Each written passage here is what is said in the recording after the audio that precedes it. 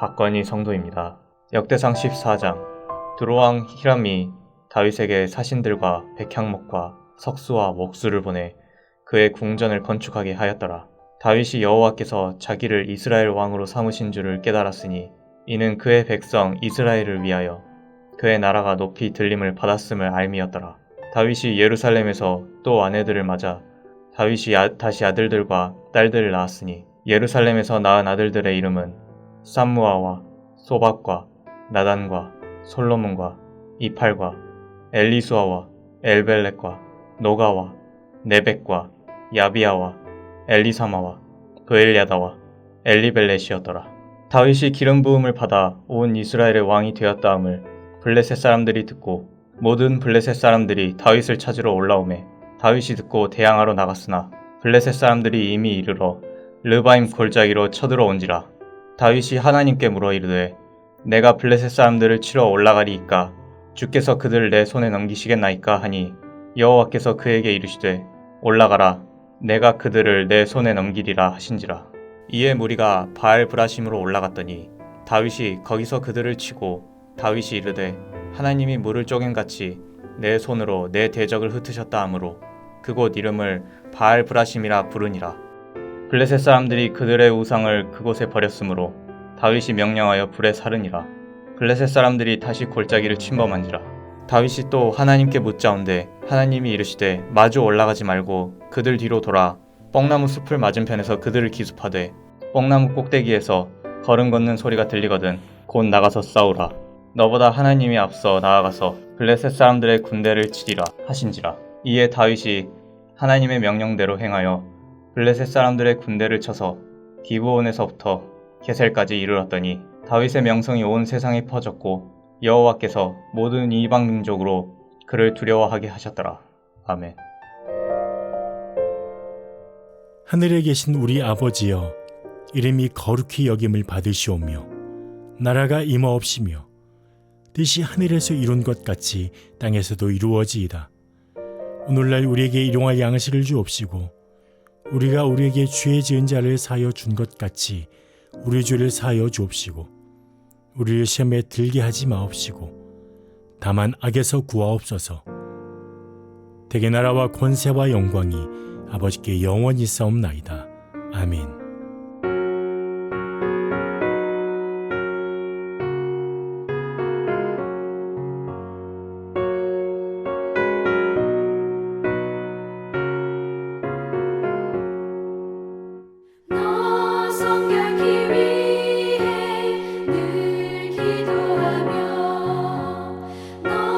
주 안에 있어 늘 성경 보고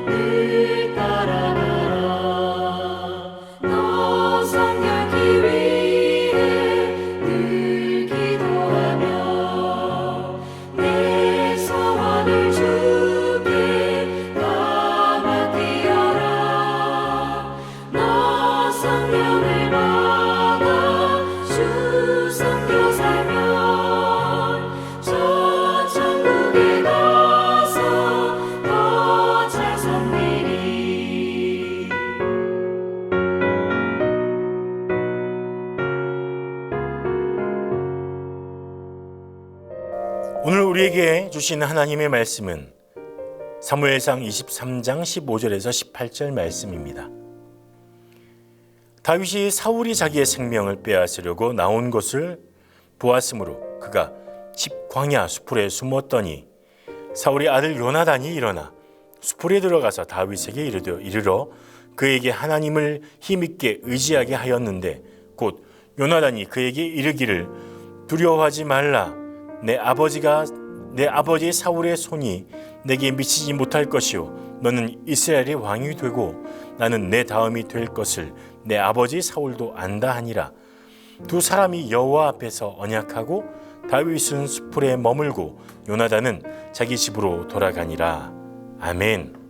몇 년 전부터 전 세계에 또 한국 사회를 흔들었던 정말 큰 이슈가 되었던 주제가 하나 있습니다. 그것은 바로 4차 산업혁명입니다. 4차 산업혁명이란 기술의 발달로 이전과는 다른 세상이 열린다.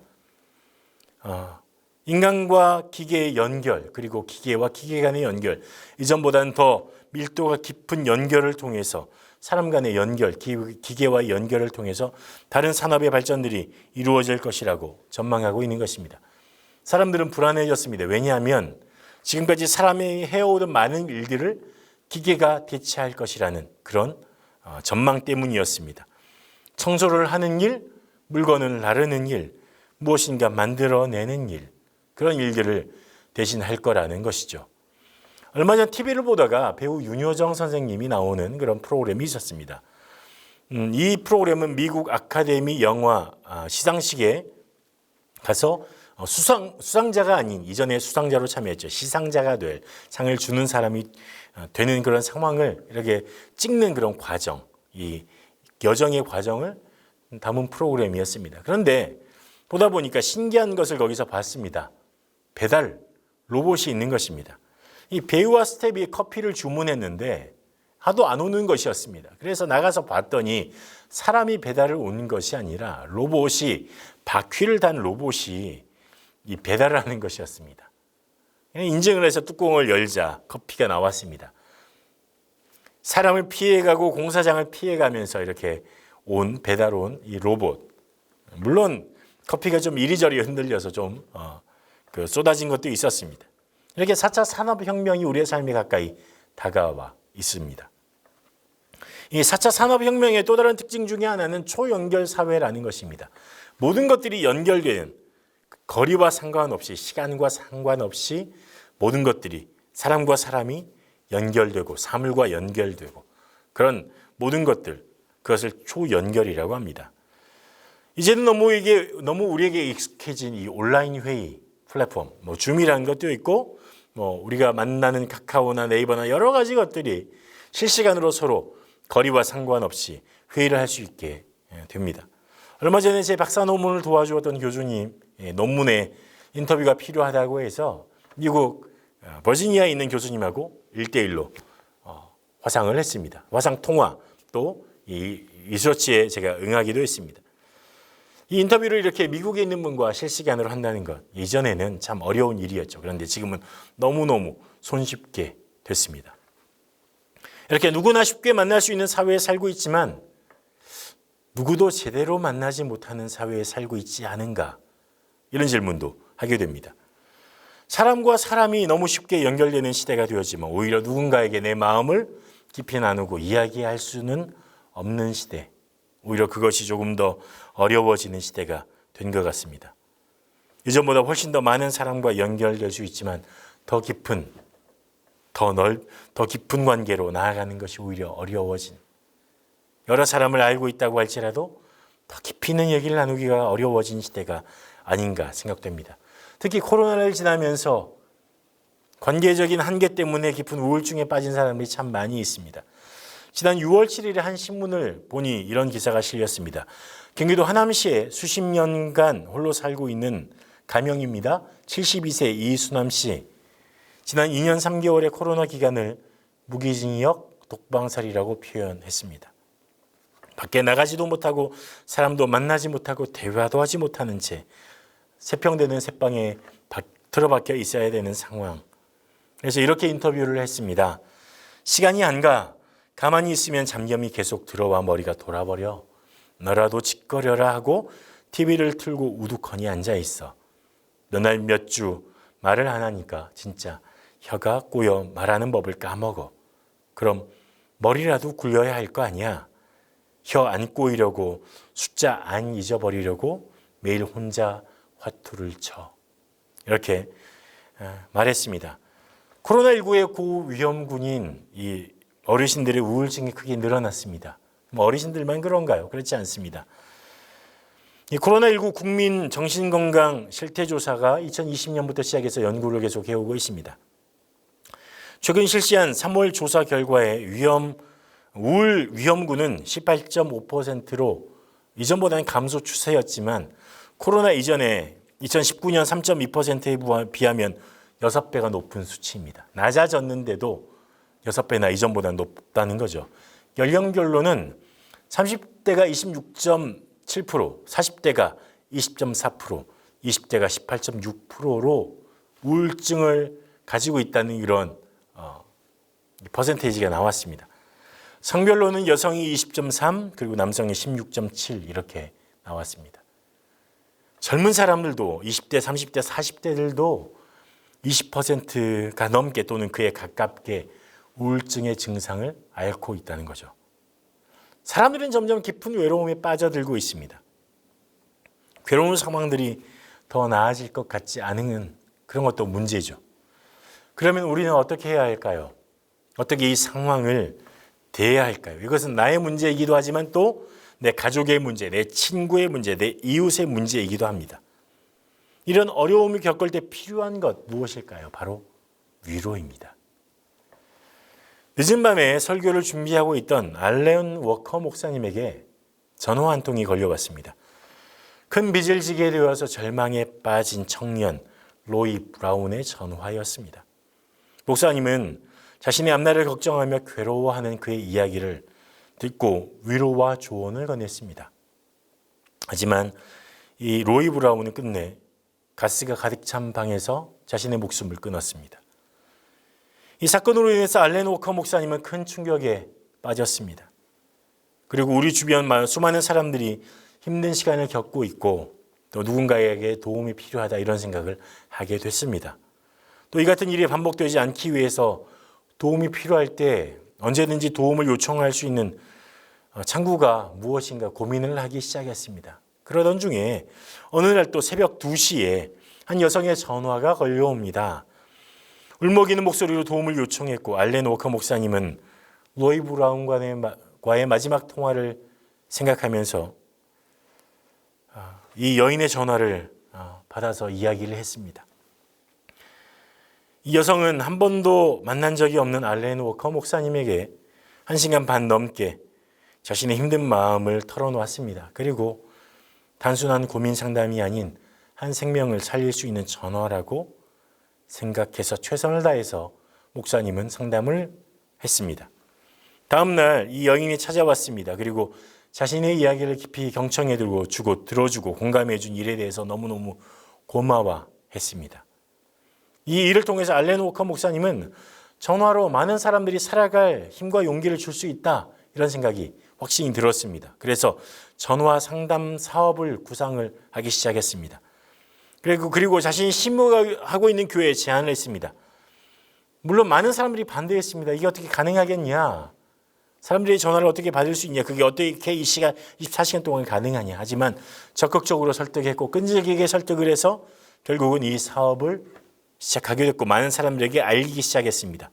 지역사회의 도움을 받아서 또 매스컴을 통해서 더욱 확대됐습니다. 그래서 1년 동안 10만 달러 이상의 기금이 모아졌고 1962년 6월에 전화 상담센터를 설립했습니다. 그리고 제1회 전화 카운셀러 훈련으로 120명의 상담사들을 양성했습니다.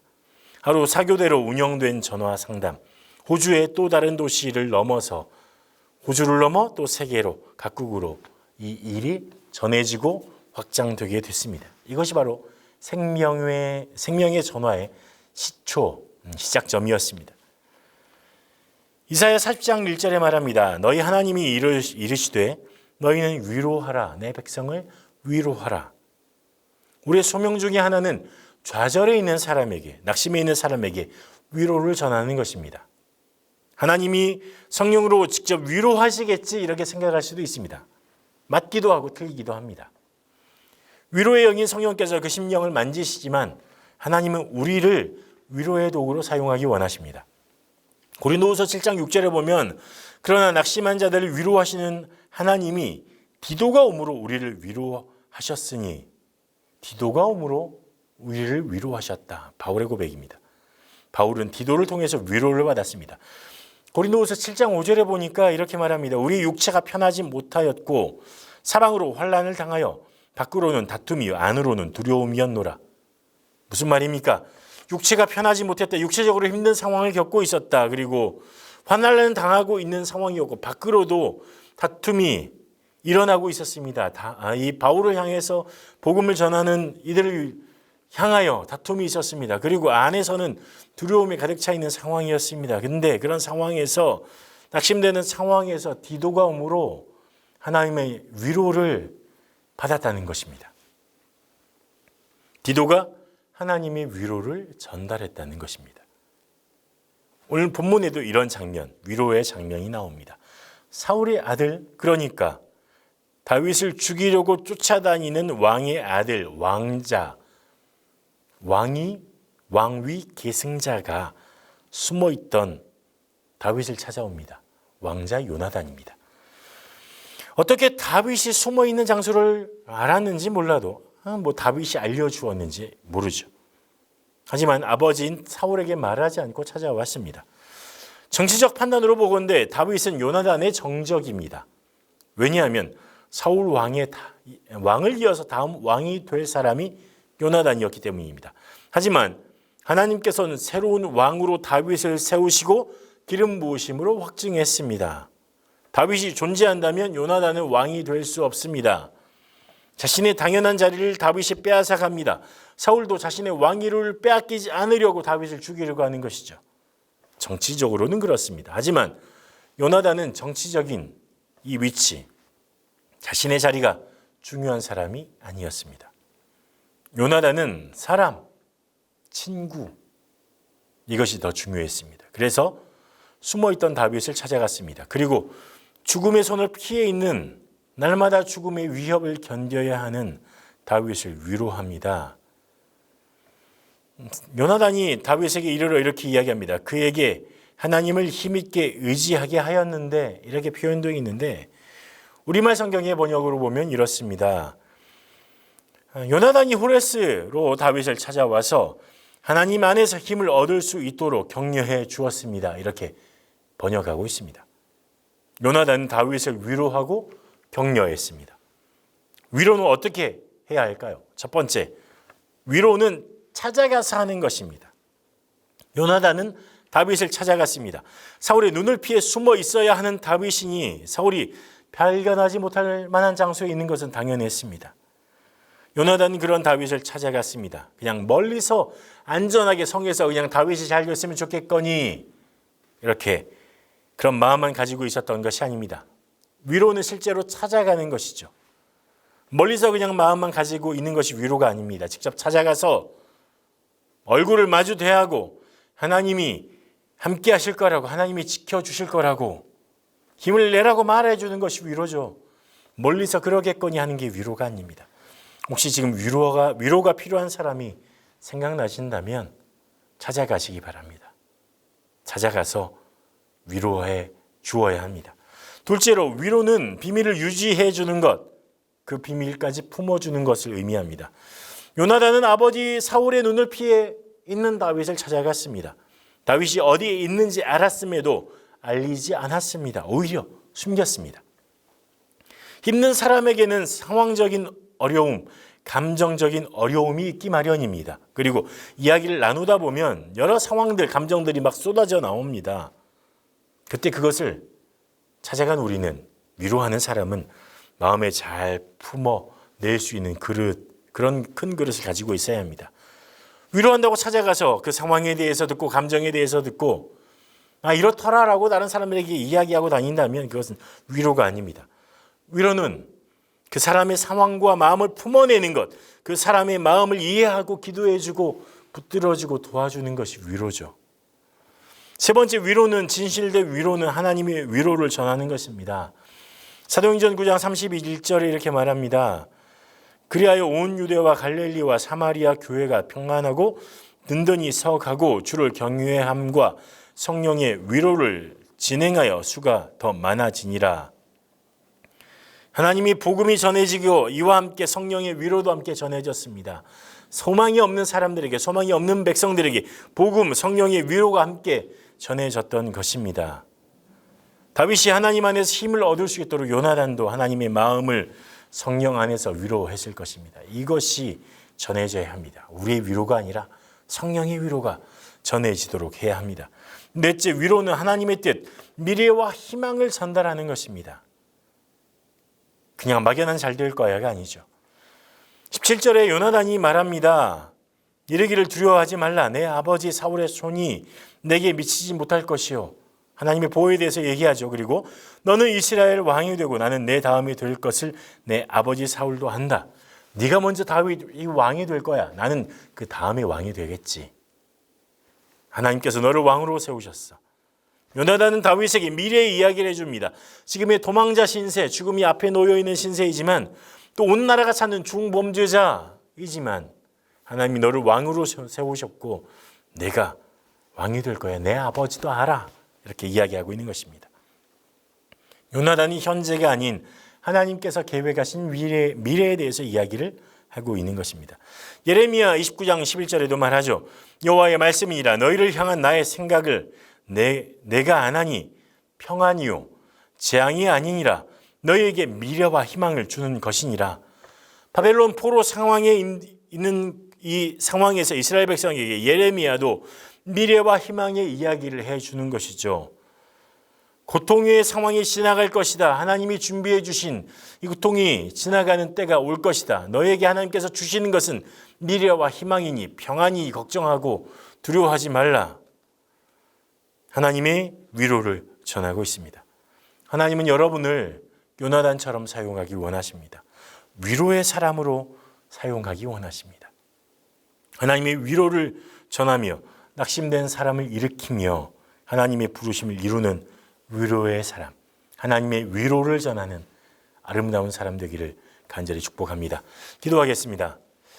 하나님, 우리를 낙심된 영혼을 일으키는 위로의 사람으로 세워주시길 원합니다. 마음이 낙심되고 고통 가운데 있을 때 주님이 우리의 마음을 만져주시지만 그 마음을 만져주시는 그 도구로 우리를 사용하여 주십시오. 바울을 위로하였던 디도처럼 우리도 그렇게 쓰임받을 수 있는 위로의 사람으로 세워주시옵소서. 예수님 이름으로 기도합니다. 아멘.